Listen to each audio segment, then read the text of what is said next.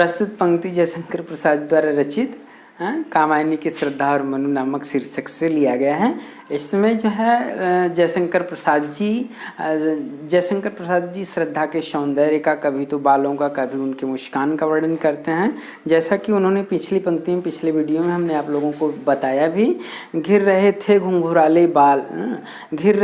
घुंघराले बाल अंश अवलंबित मुख के पास, नील घन सावक से सुकुमार सुधा भरने को विधु के पास। घिर रहे थे श्रद्धा के मुख के पास, चंद्रमा के समान जो मुख थे, उन मुख के पास उनके जो घुंघराले काले काले जो बाल थे, इस प्रकार से बालों के कुछ अंश लटके हुए सुशोभित हो रहे थे, जैसे बादल के छोटे छोटे टुकड़े। यहाँ उपमा अलंकार हुआ है, जैसे बादल के छोटे छोटे टुकड़े चंद्रमा के पास मानो अमृत भरने के लिए लटके हों। जिस तरह से चंद्रमा के पास बादल के छोटे छोटे टुकड़े लटके हुए दिखाई देते हैं, सुशोभित होते हैं, उसी तरह से श्रद्धा के मुख के पास उसके घुंघराले जो लटके हुए बाल सुशोभित हो रहे थे।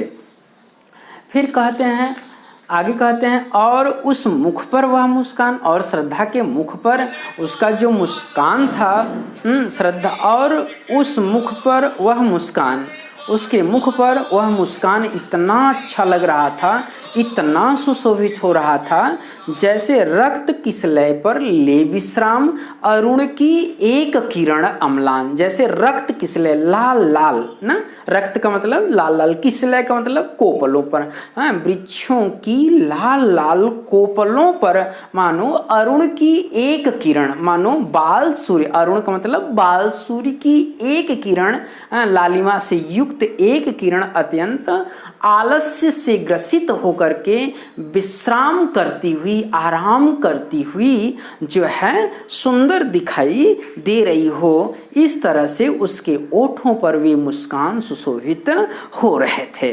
फिर अगली पंक्ति में कहते हैं, कहा मनु ने नभ धरड़ी बीच, कहा मनु ने नभ धरड़ी बीच, बना जीवन रहस्य निरूपाय। श्रद्धा मनु जी श्रद्धा से कहते हैं कि इस धरती और, कहा मनु ने नभ धरड़ी बीच, इस धरती और आकाश के बीच में श्रद्धा की बार बार प्रेरित करने के बाद, उत्साहित करने के बाद भी मनु श्रद्धा से कहते हैं कि इस नभ धरड़ी बीच, इस धरती और आकाश के बीच में वो जो हमारे जीवन, जिस जीवन के रहस्य के बारे में आप बता रही हैं, जिस जीवन को आगे बढ़ाने की, विकसित करने की बात कर रही हैं, वह जीवन का रहस्य क्या है? निरुपाय हो चुका है, उपाय से रहित हो चुका है। उसको आगे बढ़ाने के लिए, उसको फिर से फैलाने के लिए कोई उपाय नहीं है। कहते एक उल्कासा जलता भ्रांत शून्य में फिरता हो असहाय, तुम उसी प्रकार से असहाय होकर घूम रहे, जैसे एक आकाश में, शून्य में, असहाय, शून्य में मतलब आकाश में एक उल्का पिंड, एक उल्का पिंड जलता हुआ चारों तरफ, जिस तरह से भ्रांति, अज्ञानता के कारण कभी इस दिशा में, कभी उस दिशा में, कभी उस दिशा में, कभी उस दिशा में चारों तरफ असहाय होकर के घूमता रहता है, उसी तरह से हमारा भी जीवन एकदम, जीवन का जो रहस्य है वह निरुपाय हो चुका है, उसके लिए कोई उपाय नहीं है।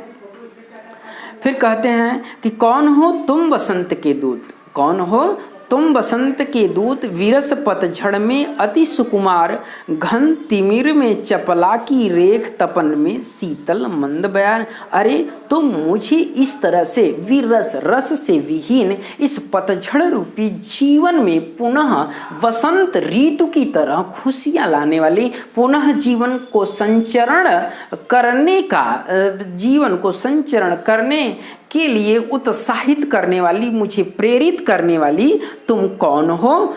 इस विरस पतझड़ में, अति इस रस से विहीन इस पतझड़ में, इस पतझड़ रूपी जीवन में अत्यंत कोमल, अत्यंत कोमल तुम इस पुनः जीवन यापन करने का जो संदेश दे रही हो, तुम कौन हो? घन तिमिर में चपला की रेख, तपन में शीतल मंद बयार। घन तिमिर में अर्थात घने बादलों के अंधकार में चपला की रेख, बिजली के रेखा की तरह, इस जो है इस जीवन के अंधकार में बिजली की रेखा की तरह इस जीवन को शाश्वत बनाने का जो तुम मुझे सांत्वना दे रही हो, प्रेरित दे रही गई हो, तुम कौन हो?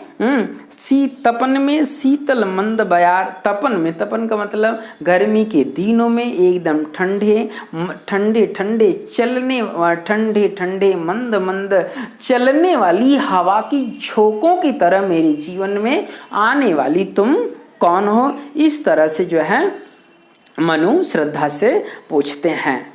ठीक है, तो हमने तीनों पद का आपको हमने व्याख्या बता दिया है। अब इसकी आप भाषा देख लीजिए। इस आप पूरे पद की जो भाषा है वह शुद्ध है, शुद्ध संस्कृत निष्ठ खड़ी बोली है, संस्कृत निष्ठ खड़ी बोली, शुद्ध संस्कृत निष्ठ खड़ी बोली है। और इसमें जो रस है, रस की बात करें तो इसमें क्या है? श्रृंगार रस है। श्रृंगार रस में कौन सा श्रृंगार है? ये संयोग है, संयोग श्रृंगार है, क्योंकि नायक और नायिका दोनों एक साथ उपस्थित हैं। अब यदि हम अलंकार की बात करें तो चलिए हम अलंकार भी देख लेते हैं। तो अलंकार इसमें रूपक अलंकार है और उपमा अलंकार है। रूपक अलंकार, उपमेय में उपमान का आरोप किया जा रहा है और उपमेय की उपमान से समानता भी दी जा रही है, तो इसलिए यहाँ पर अलंकार जो है वह रूपक भी अलंकार है और उपमा भी अलंकार है। अब हम गुण की बात करते हैं, तो जब रस जो है श्रृंगार है तो गुण हो जाएगा माधुर्य, गुण हो जाता है माधुर्य। तो और इसकी जो शब्द शक्ति है, शब्द शक्ति, तो शब्द शक्ति जो है इसमें वह क्या है? अभिधा है। अभिधा, अभिधा का मतलब जिन शब्दों का ज्यों का त्यों अर्थ ले लिया जाता है तब वह अभिधा होता है। और कुछ शब्द ऐसे हैं जिनके मात्र लक्ष्य को लिया गया है, जैसे पतझड़। अब किसी का जीवन पतझड़ नहीं हो सकता, पतझड़ के जैसा हो सकता है, तो यहाँ लक्ष्यार्थ को ग्रहण किया गया है, इसलिए यहाँ पर लक्षणा है, लक्षणा है, लक्षणावृत्ति है। तो सारी बात को हमने अवगत। अब इसके रचयिता जो हैं, इसके जो रचयिता हैं वो जयशंकर प्रसाद जी हैं। हमने पिछले भी संदर्भ में भी आपको बताया। तो रचयिता हैं जयशंकर प्रसाद, जयशंकर प्रसाद जी हैं, जयशंकर प्रसाद जी हैं। और ये जो शीर्षक है वो कामायनी के श्रद्धा मनु नामक सर्ग से, श्रद्धा और श्रद्धा मनु नामक सर्ग से लिया गया है। तो इस तरह हमने सारी बात से आपको अवगत करा दिया। अब आप स्टडी करें, फिर यदि कोई समस्या होती है आप कमेंट करके भेजें, उन समस्याओं का हम लोग समाधान भेजने का प्रयास करेंगे। ठीक है, तो अगला वीडियो हम नेक्स्ट डे देने का प्रयास करेंगे। तब तक के लिए धन्यवाद।